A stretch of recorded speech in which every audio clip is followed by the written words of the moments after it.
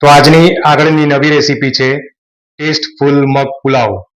તો ચાલો જોઈએ મગ પુલાવ કેવી રીતે બને છે તે. તો સૌપ્રથમ આપણે 200 ગ્રામ બાફેલા મગ લીધા છે. ત્યારબાદ આપણે 1 વાડકી ચોખાનો બાફેલો ભાત લીધો છે. ત્યારબાદ 100 ગ્રામ સમારેલી કોબી લીધી છે. ત્યારબાદ 1 સમારેલું ટામેટું લીધું છે. 1 સમારેલો બટાકો લીધો છે. 1 સમારેલી ડુંગળી લીધી છે. ત્યારબાદ 1 લીમડો લીધો છે.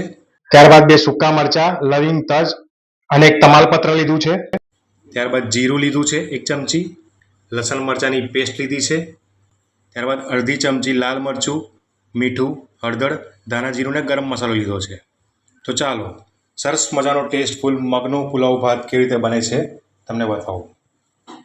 સૌપ્રથમ આપણે કઢાઈ લઈશું, તેમાં 3-4 ચમચી તેલ નાખીશું અને તેમાં જીરું નાખીને જીરુંને તતડવા દઈશું. ત્યારબાદ તેમાં લાલ 2 સૂકા મરચા નાખી દઈશું, લવિંગ, તજ અને તેજ પત્તું નાખી દઈશું. ત્યારબાદ લીમડો અને લસણ મરચાંની પેસ્ટ નાખી દઈશું. ત્યારબાદ ડુંગળી નાખી દઈશું અને બધું હલાવીને બરાબર તેને બફાવા દઈશું.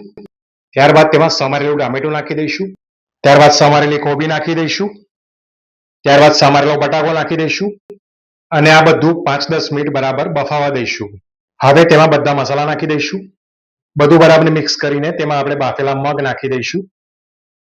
મગને મિક્સ કર્યા બાદ આપણે તેમાં બાફેલો ભાત નાખી દઈશું અને મગ, ભાત અને મસાલાને બરાબર રીતે મિક્સ કરી દઈશું.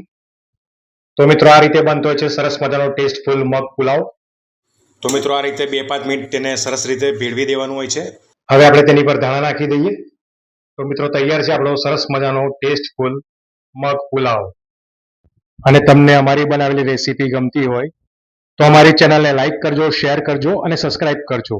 તો તૈયાર છે મગ પુલાવ.